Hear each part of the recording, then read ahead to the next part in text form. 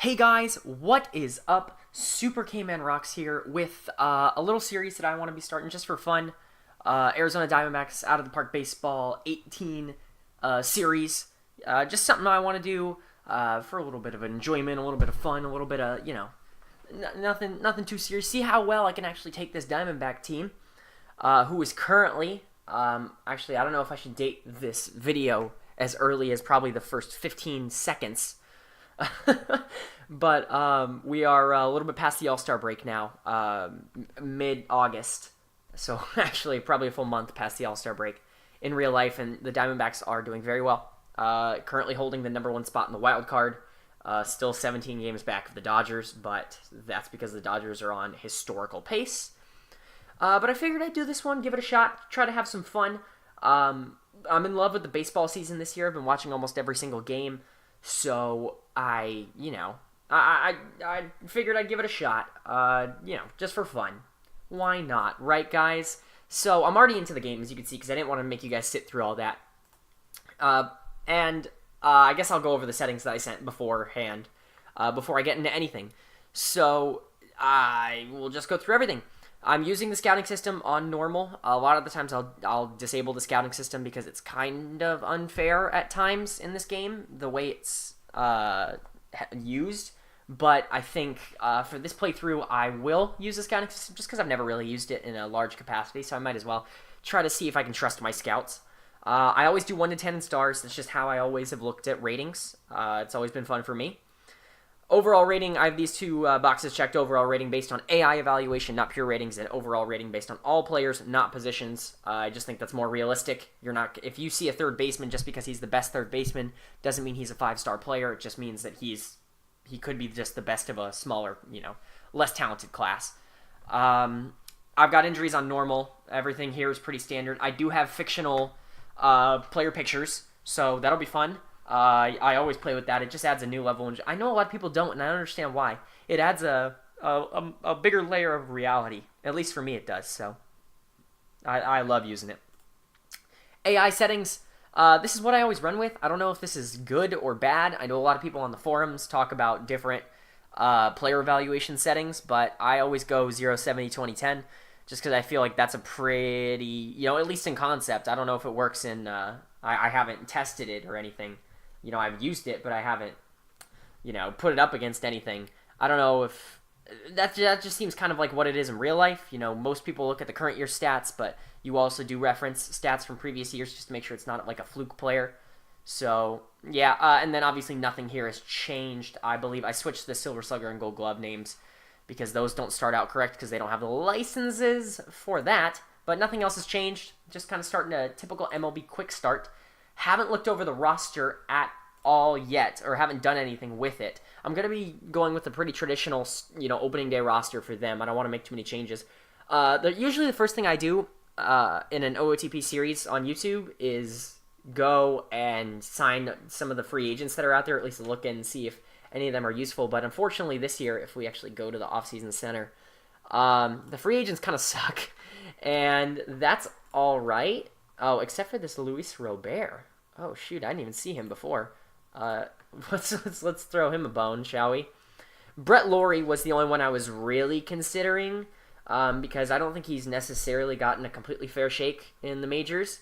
He's a good fielder, a good hitter sometimes, and he's only 27, still has room to improve, so I am considering bringing him on. Unfortunately, he does want 1.6, which is a little bit more than I would like to give him. So I think I'm just going to wait on that now. I mean, this Luis Robert guy looks terrific. I mean, shoot, I didn't even see him earlier. Is this just a Cuban guy? See, I don't know if he's real or not. But he's 7'4", 10'4". A 10.77 is awesome. The gap is and then he'll strike out a lot, but hey, I'm okay with that. And for a 19-year-old, he's got a very good left field rating, and he's already developed a little bit of a center field and right field rating. He does have good ratings. So this guy definitely looks like he could be a superstar in the future if he actually pans out like this. Oh, shoot. I'm looking. Oh, well, I guess he's good on both, but I forgot I needed to go to my...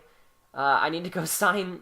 I'm playing in manager mode, or GM mode only. I'm not playing as the manager because I it's just a lot of work if you want to try and get through a lot of seasons. Managing the lineups and pitching rotations to the T is a little bit too much and more than I'm willing to look for. But no, I want to look for a scout, like a good scout. It's Norio Yamaguchi is the one I always go with. It's one everyone always goes with. So, but his ratings are terrific. He favors ability. So I'm going to go ahead and offer him a 5-year contract.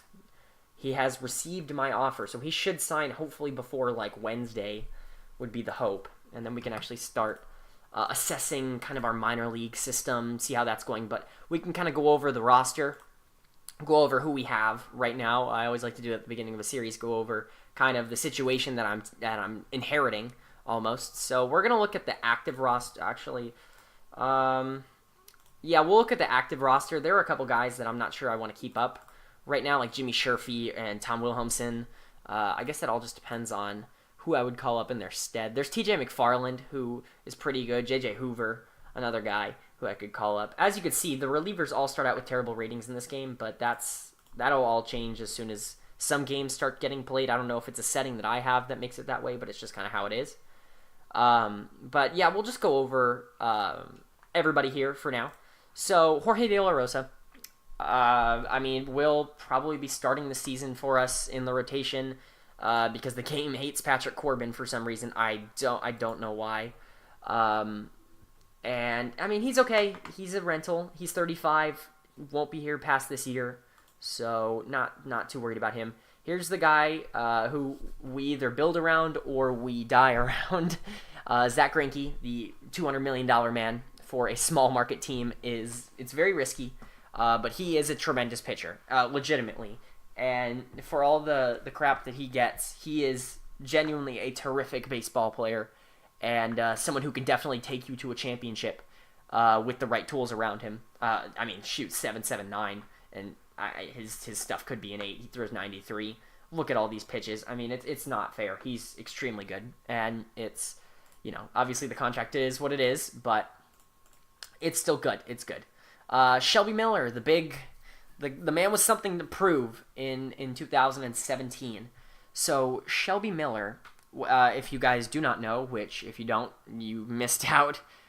Big trade at the beginning of last year. Diamondbacks gave up Dansby Swanson as well as Aaron Blair and Ender Inciarte, a few pieces, for Shelby Miller, who at the time was an ace coming off an all-star season with the Braves.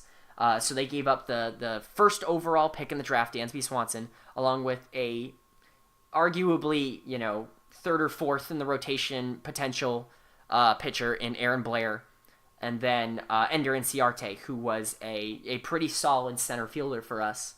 And he did not play well at all last year. He was quite a bust, at least in his first season with a 6.15 ERA. Not what we're looking for. 1.2 home runs per 9, 3.7 walks per 9 is bad. That's definitely something that is not good to see. So, but we'll hopefully get a turnaround from him. Two guys here I guess I'm actually looking forward to a lot are Robbie Ray. The first one, his strikeouts, his Ks per 9 have the opportunity to be tremendous. As you can see in 2016, his Ks per 9, or his strikeouts per 9 he had 11.3 strikeouts per 9 as a starting pitcher, pitching over 170 innings. That is ridiculously good, and it's I feel like it can stay there. I feel like that's kind of his zone. That's what he can do. His fastball is terrific. His slider is a tremendous strikeout pitch. He does have to work on a few other things, at least in real life, but he is a very good player that I'm really happy I get the chance to build around. Did we trade for him? Oh yeah, he was in the DD trade with the he was in the Didi Gregorius trade with the Yankees.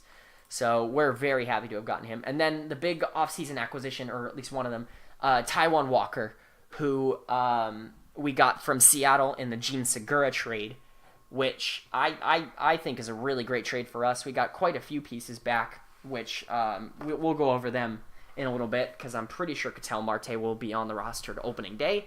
But Taijuan Walker is a really good pitcher who is just really solid in almost every category.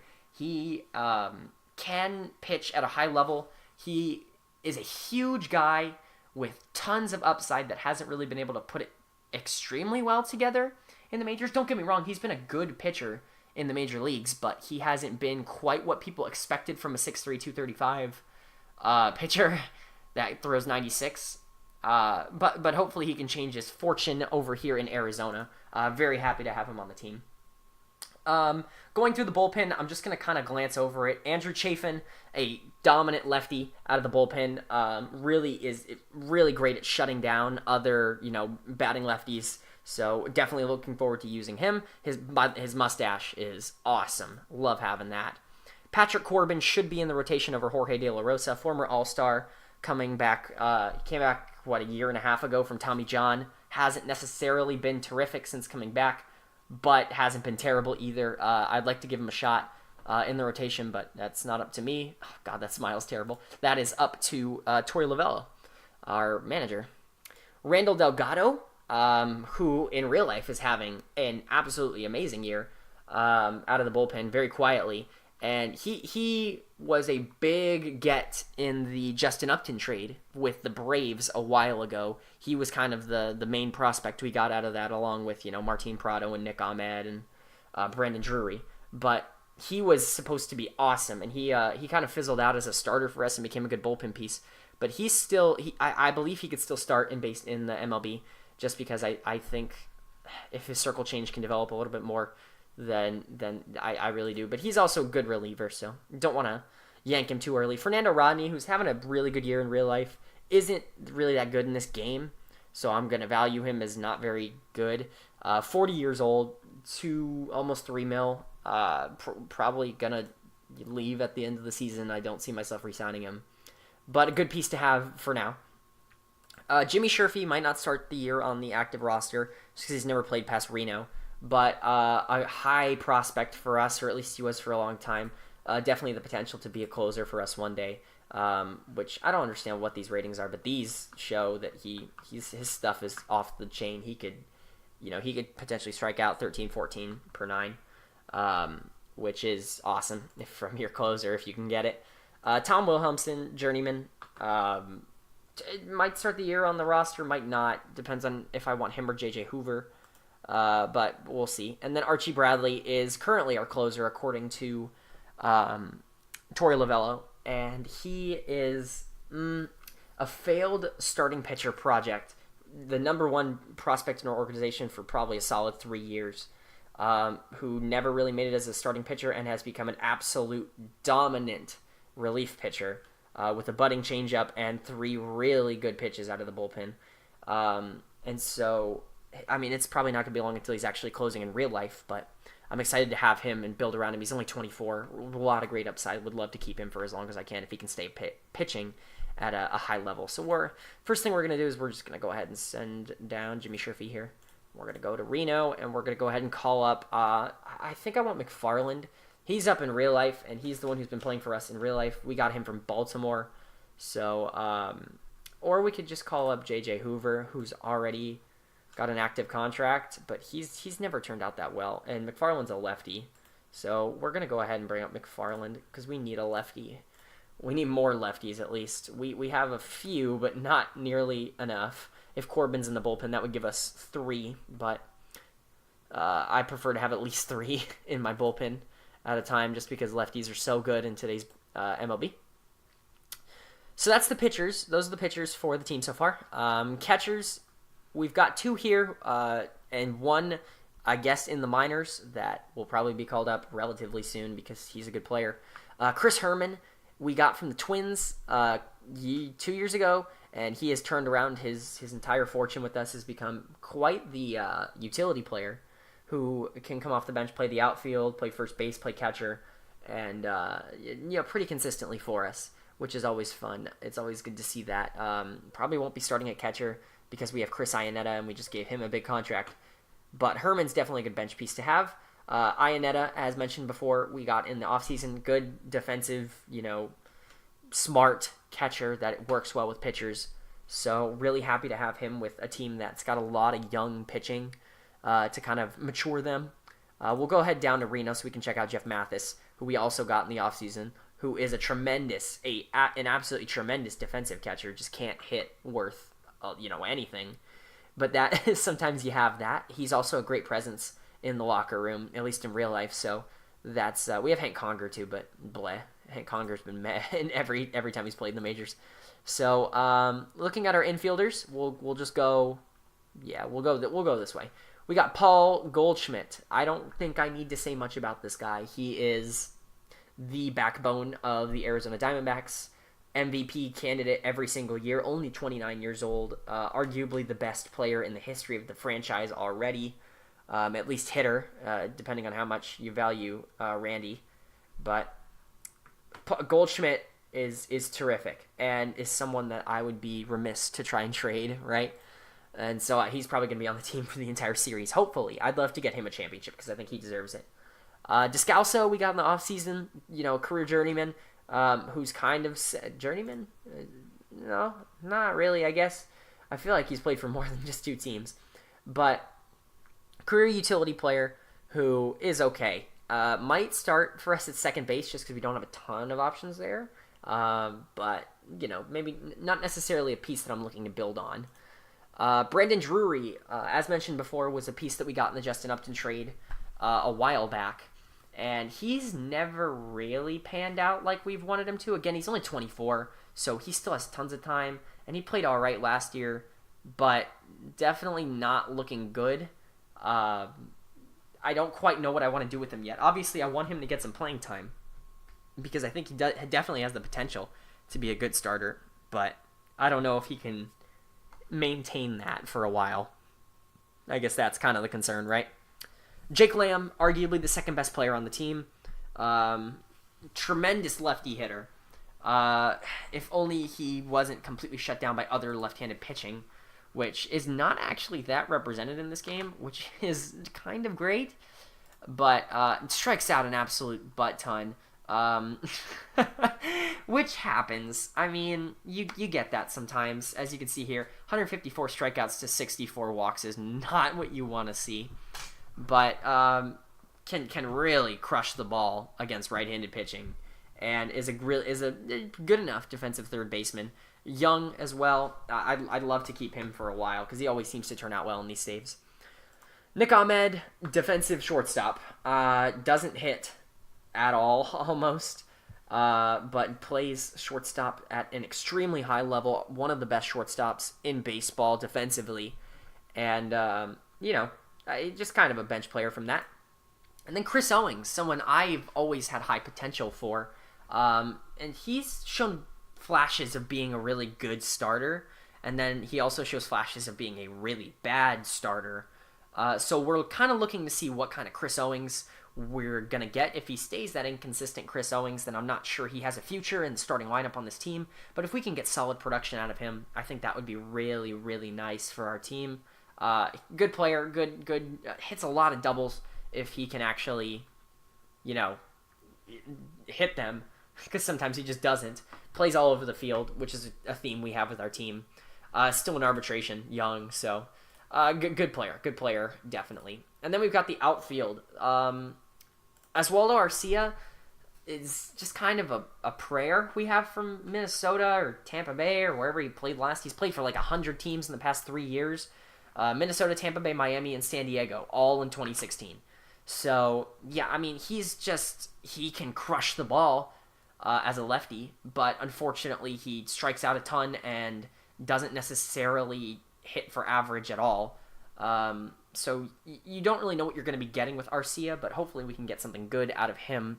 Just kind of took a flyer on him, minimum. So that's always good. Yasmani Tomas.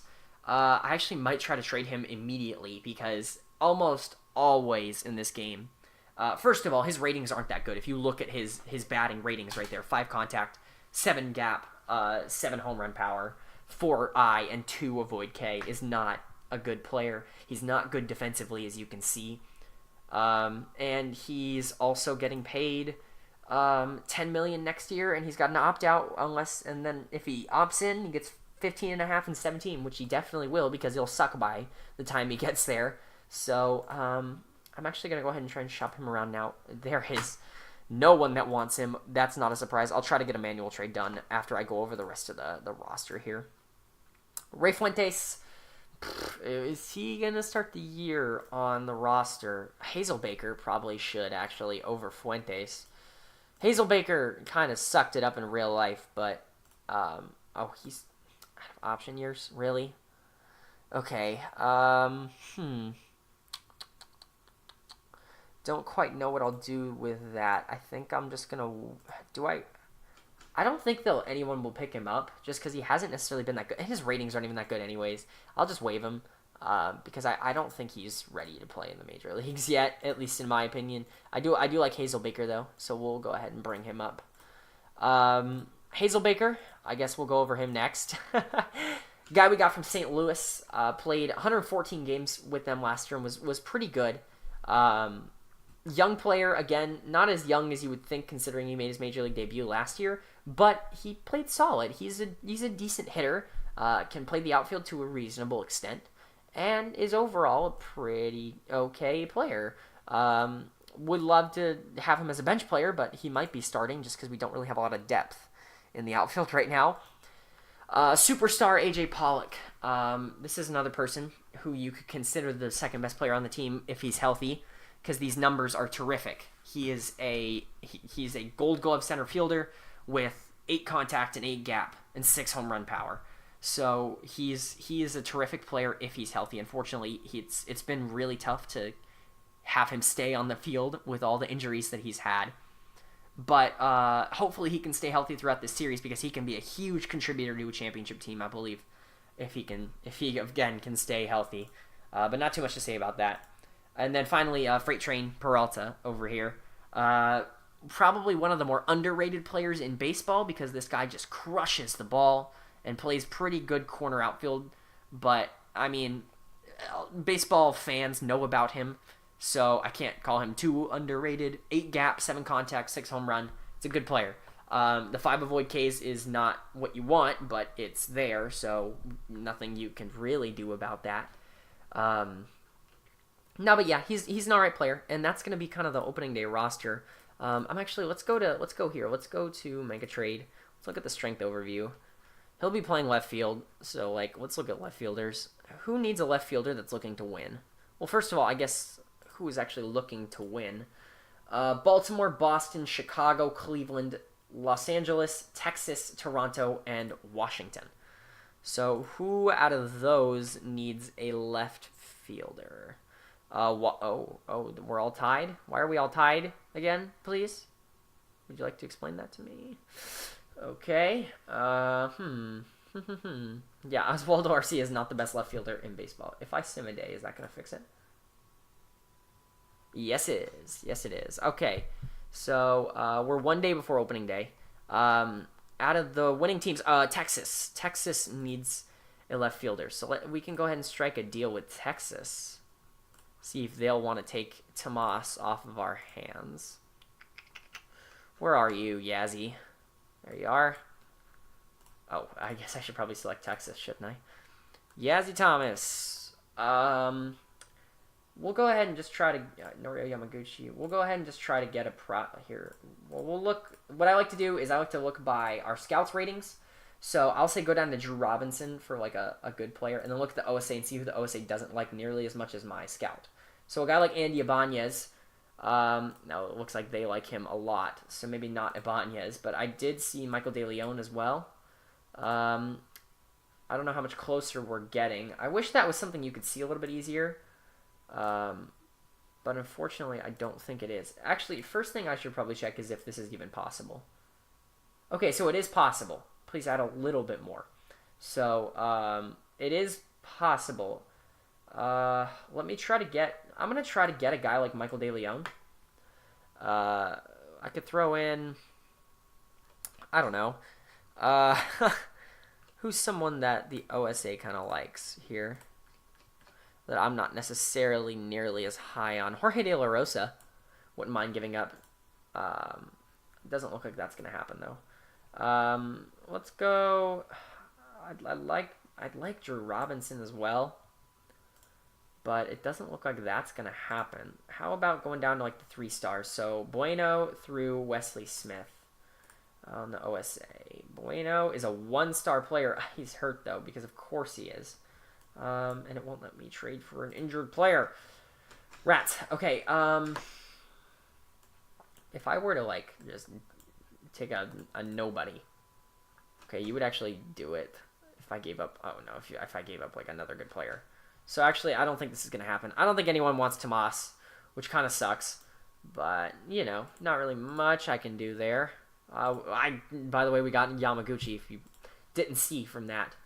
But I guess we'll just go over the pitching staff and the lineups while we're here. Actually, we'll go to the front office first, kind of look at our personnel, what we're working with. Our assistant GM is Mike Hazen. He is all right. He probably will stay on the team until his contract expires. Torey Lovello, terrific in real life, has done a masterful job in real life of actually commanding this team and bringing out its full potential. Relationships, unfortunately, he has a bad relationship with like all of our pitchers, which I've played this game a few times and I don't understand that at all. Why does he have a bad relationship with our pitchers? I don't get it, but hopefully that doesn't impact it too much. Ron Gardenhire is our bench coach, obviously former manager for the Twins, 2-time manager of the year. You know, that's cool. We have experience at the bench coach position. Mike Butcher has done a really good job in real life as our pitching coach. Dave Magadan as our hitting coach. Nori Yamaguchi we just signed, and then Ken Crenshaw as our trainer. So that'll be probably it for this first episode. Oh, I didn't even go over. So yeah, it's gonna have Corbin in the bullpen, and then Bradley with Chafin and Delgado as the setups, and then our lineups. If we ask Torey Lovello. Against righties, we got Herman, Goldschmidt, Descalso, Lamb. Oh, I guess we'll go here. We got Pollock leading off, Descalso, Goldschmidt, Peralta, Lamb, Owings, Hazelbaker, and Chris Herman. And then against lefties, it's Owings, Ionetta, Goldschmidt, Pollock, Lamb, Tomas, Peralta, and Descalso. So we have a few platoons, namely Yasmani Tomas and Ionetta and Herman. So, Yazzie and Hazelbaker. So, yep, that'll be it for, I think, this first episode. I hope you guys enjoyed. If you did, please leave a like down below. You know, if you're seeing this, I think I forgot to mention this in the beginning. If you're seeing this, that means I've probably already recorded quite a few episodes of this series. And so, if you don't mind sticking tuned, give me that subscribe, give me that good ad revenue. What? I didn't say that. What? No ad block. I meant no money grabbing. That's what I meant. Anyways, guys, I hope you all enjoyed. If you did, leave a like and a comment down below on how I can make this series better in any way, shape, or form. And with that being said, guys, I will see you all later.